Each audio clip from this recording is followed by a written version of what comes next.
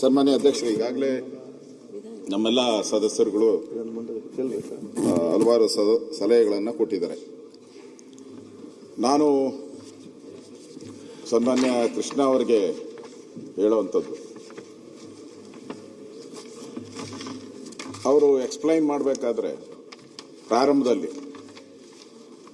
ಅವರು ಎಕ್ಸ್ಪ್ಲೈನ್ ಮಾಡಬೇಕಾದ್ರೆ ಹೇಳಿದ್ರು CCTV ಕ್ಯಾಮ್ರಾ ಇದೆ, ಅವ್ರು ಯಾರು ಸಂಬಂಧಿಗಳಲ್ಲ, ಆ ರೀತಿ ಆಗಿಲ್ಲ ಅಂತ, ಆ ರೀತಿ ಆಗಿಲ್ಲ ಅನ್ನೋ ಭಾವನೆನೂ ಹೇಳಿದ್ರು. ಅದಾದ್ಮೇಲೆ ಕೊನೆ ಎಂಡಿಂಗ್ ಬರ್ತಾ ಬರ್ತಾ ಹೇಳಿದ್ರು ಇದೊಂದು ಸ್ವಾಯತ್ತ ಸಂಸ್ಥೆ, ನಾವೇನು ಮಾಡೋಕ್ಕಾಗಲ್ಲ, ಎರಡೂ ಹೇಳಿದ್ರು. ಅದಕ್ಕೆ ಇರಬೇಕು ಮುಖ್ಯಮಂತ್ರಿಗಳು ಕೃಷ್ಣ ಬೈರೇಗೌಡರನ್ನೇ ಕಳಿಸಿರೋದು. ಅದೇ ನಮ್ಮ ಪ್ರಿಯಾಂಕಾ ಅವ್ರನ್ನ ಕಳಿಸಿದ್ರೆ, ಅದೇ ದಿನೇಶ್ ಅವ್ರು ಕಳಿಸಿದ್ರೆ ಆ ಸ್ಟೈಲೇ ಬೇರೆ ಇರೋದು, ಆ ಸ್ಟೈಲೇ ಬೇರೆ ಇದು. ಹೌದು ಆಗಿದೆ, ಇದಾಗಿಲ್ಲ, ಪ್ರಿಯಾಂಕಾ ಕ್ಲಿಯರ್ ಆಗಿ ಹೇಳಿರೋದು. ಈಗ KPSC ಮಾತಾಡೋಕೆ ಹೇಳಿದ್ರು. ಈಗ KPSC ಚರ್ಚೆ, ಪ್ರಿಯಾಂಕಾ ಬಗ್ಗೆ ಚರ್ಚೆ, ಈಗ ಆ 3 ಜನದ ಬಗ್ಗೆ ಕೂತವ್ರ, ದಿನೇಶ್ ಬಗ್ಗೆ ಚರ್ಚೆ, 3 ಜನನು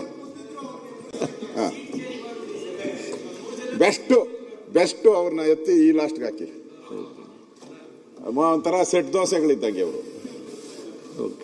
ಸೆಟ್ ದೋಸೆ ಒಟ್ಟಿಗಿದ್ರೆ ಸಮಸ್ಯೆಗಳು ಆಯ್ತು, ಅದು ಹೇಳೋದು ಸಮಸ್ಯೆ.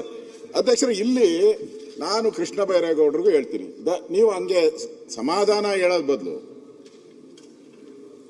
KPSCಯಲ್ಲಿ ಯಾವುದೇ ಕರಪ್ಷನ್ ಇಲ್ಲ, ಅವರೆಲ್ಲ ಸತ್ಯ ಹರಿಶ್ಚಂದ್ರನ ಮೊಮ್ಮಕ್ಕಳು, ಅವ್ರು ಯಾರು ಆ ಥರ ಮಾಡೋದಿಲ್ಲ. CCTV ಕ್ಯಾಮ್ರಾ ಎಷ್ಟು ಅಕ್ಯುರೇಸಿ ಇದೆ ಅಷ್ಟೇ ಅಕ್ಯುರೇಸಿ ಅಲ್ಲಿರುವಂತ ಸದಸ್ಯರು ಅಂತ ಹೇಳ್ಬಿಟ್ಟಿದ್ರೆ ಮುಗ್ದೋಯ್ತು, ನಾವು ಕೂತ್ಕೊಂಡ್ಬಿಡ್ತಾ ಇದ್ರಿ.